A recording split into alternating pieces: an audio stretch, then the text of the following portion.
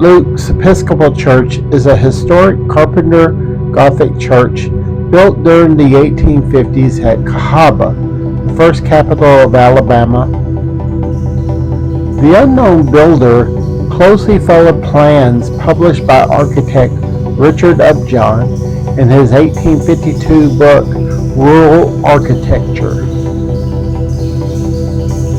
The building originally had a square bell tower on the corner to the left of the current main front entrance, but this was not rebuilt. St. Luke's was built during Cahawba's antebellum boom years.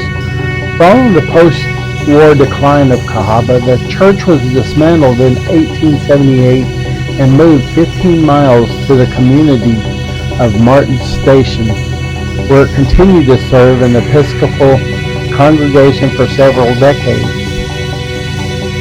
St. Luke's was then used by an African American Baptist congregation for over 60 years before being acquired by the Alabama Historical Commission.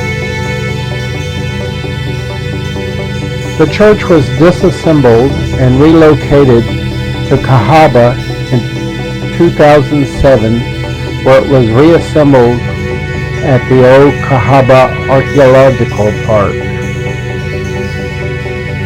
St. Luke's Episcopal Church is on the U.S. National Registry of Historic Places.